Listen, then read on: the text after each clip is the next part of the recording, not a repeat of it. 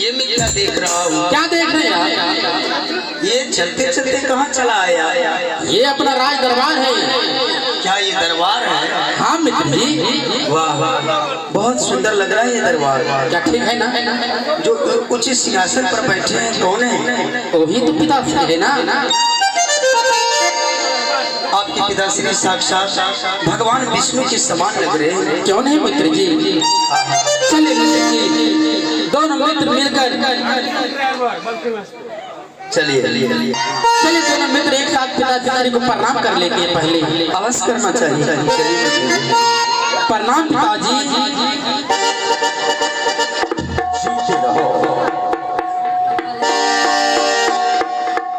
ओम नमो भगवते वासुदेवाय नमः। प्रणाम महाराज। तुम्हारा प्रणाम मुझे स्वीकार है लेकिन बेटा उत्तम। हाँ पिताश्री। अरे तुम तो गया था जंगल शिकार करने। हाँ जंगल गए थे शिकार खेलने के लिए, परंतु क्या ये बालक कौन है?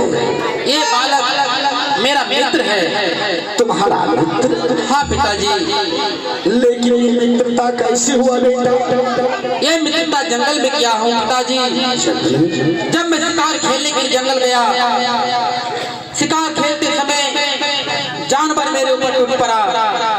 उस जंगल में मैं डर के मारे चिल्लाने लगा, बचा बचा। ये तो अच्छा भगवान का भक्त इस जंगल में रहते थे, आकर मेरे प्राण बचाया और इसे मैं दोस्त लगाकर आपसे मिलाने के लिए यहाँ तक लाया। अरे पुत्र हो तो तुम्हारे जैसा, जिस बच्चे ने तुम्हारे प्राणों का रक्षा किया। हाँ पिताजी। उस बच्चे को अपना महल दिखाने के लिए और ये अपने पिता से मिलाने के लिए आया लाया। पुत्र, क्या मैं तुम्हारे मित्र से कुछ बातें कर सकता हूँ? क्यों नहीं? ठीक है बच्चे। जी महाराज।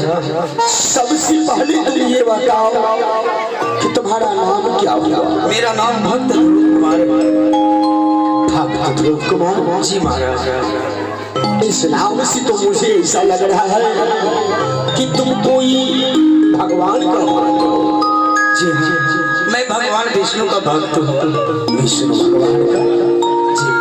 लेकिन बच्चे तुम रहते कहाँ? मैं जंगल में रहता हूँ।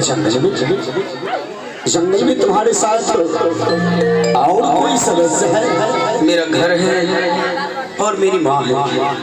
और तो तुम और तुम्हारी माँ। खैर कोई बात नहीं बेटा, लेकिन मैं अपने उत्तम कुमार को जब तक नित प्रतिदिन अपनी गोद में नहीं बिठा लेता हूँ तब तक मेरे दिलों की शांति नहीं होता है। इसलिए बेटा आज उत्तम कुमार के दोस्त होने के नाते तुम भी मेरा पुत्र हुआ। इसलिए आज तुम दोनों दोस्त मिलकर मेरे गोद में बैठकर मेरे अरमानों को पूरा करो बेटा। उत्तम ये अपने मित्र से बोलो बैठने के लिए। हाँ मित्र जी, पिताजी सही कह रहा है। हम रोज पिताजी की गोद में बैठते हैं और आज आप मेरे साथ आए हैं मित्र बन के, तो चलिए पिताजी की गोद में बैठ जाते हैं। चलिए मित्र विलम्ब ना करें। मित्र जी अब क्या करें? मैं महाराज की गोद में कैसे बैठूंगा? क्यों? मेरे शरीर में धूल और मिट्टी लगे हैं। ये भिखारी सा शरीर है और महाराज के शरीर में तो रासाही पोशाक तांबड़ी पहने ऊंचे सिंहासन पर विराजमान है। हाँ।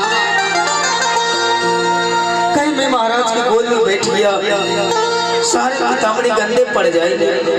मेरा बैठना उचित नहीं है। आप राजकुमार हैं, आप बैठ जाइए।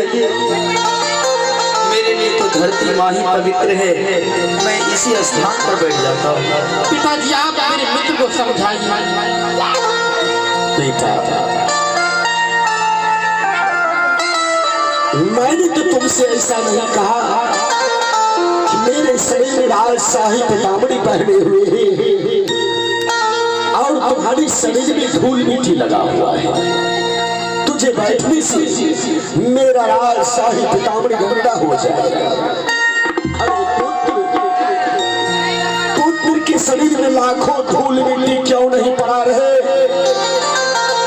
पिता के गोद में बैठने से वो सभी धूल मिट्टी एक फूल का समान हो जाता है। लेकिन महाराज, लेकिन क्या पुत्र, आप इतने महान राजा हैं, एक भिखारी को देकर, एक गरीब को देकर के भी थोड़ा सा भी आपको घृणा नहीं हुआ? क्या आपके हृदय में उच्च नीच का भावना नहीं है? बिल्कुल नहीं। लेकिन मैं एक बात कहने के चाहता हूँ छोटू जी। क्या क्या कहना चाहते हो बेटा?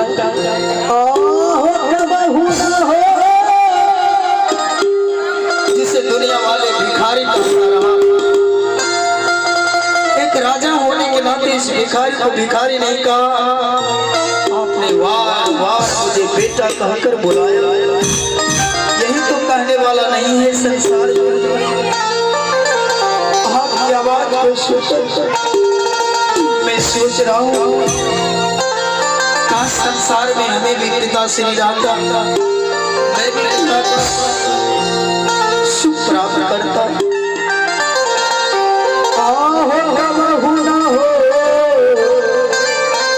ये क्या तुम अपनी आंखों में आंसू ले घूम रहा है?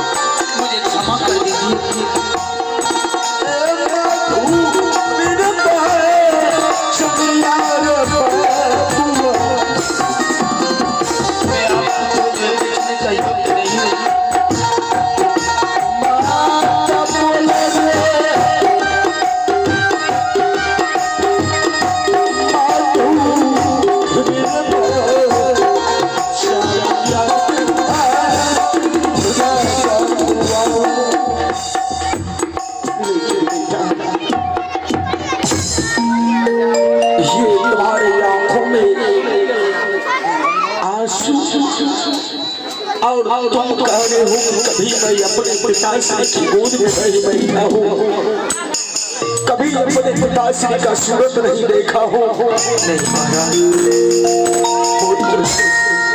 अरे सो तुम्हारा पिता कैसा अभागा है, सोचिए कि जंगलों में जन्म देकर अपनी एक कायरों के जैसे छिपा कर भाग गया। लेकिन मैं तुम्हारे पिता जैसा नहीं हूँ, आज मैं तुम्हें अपने दरबार में तुम्हें वचन दे रहा हूँ। भले तुम्हारे पिता ने सूरत नहीं देखने की दिया होगा, आज तुम जिस प्रकार से उत्तम कुमार का पिता हूँ उसी प्रकार से मैं तुम्हें पिता का प्यार दूंगा बेटा, और अपने गोद में तुम्हें लेकर मैं अपना प्यार तुम्हारे ऊपर लुटाऊंगा बेटा। आओ और इन सब भेद भावनाओं सभी को भूल जाओ और मेरे गोद में आकर बैठ जाओ बेटा। बोलो पुत्र। ठीक है महाराज। हाँ मित्र जी, हमें पिता श्री नहीं है तो क्या हुआ, मेरे मित्र के पिता मेरे भी पिता हुए, क्यों नहीं? अगर एक दिन भी दरबार में पिता श्री की गोद में बैठ गया तो ध्रुव को आत्मा को शांति मिल जाएगी। हाँ मित्र जी, इस समय चलिए पिताजी की गोद में बैठने के लिए। या जो दिन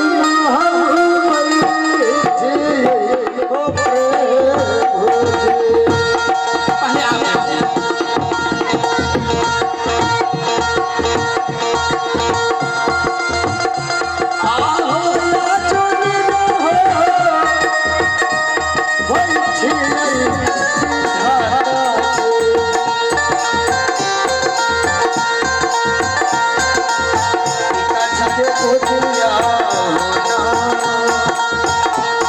आज काजी के गोदिया हो जा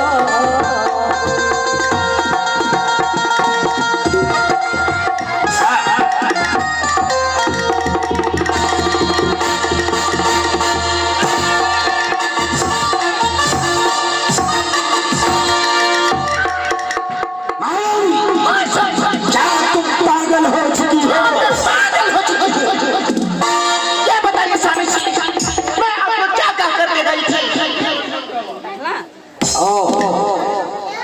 तुम कहकर गई थी कि अपनी पुत्र के अलावा कोई गैर बच्चा आपकी गोद में नहीं बैठना चाहिए। ओ स्वामी जी, आखिर ये बच्चा कौन है स्वामी जी? महारानी मुझसे पूछने से पहले उस बच्चे के बारे में तुम अपने पुत्र उत्तम कुमार से पूछ सकती हो। क्या हम क्या हुआ माँ? कौन है ये बालक तुम्हारे साथ में रहता है? कौन है? कौन है ये बालक तुम्हारे साथ? मेरा मित्र है। मित्र है? हाँ। जब जब महल में था तो तुम्हारा किसी से कोई मित्रता नहीं था। कोई मित्रता नहीं था। आज जब जंगल से महल आया है तो ये कैसा मित्र तुम्हारा रहा है? माँ मैं बता रहा हूँ। कौन है ये? जब मैं जंगल शिकार खेलने के लिए गया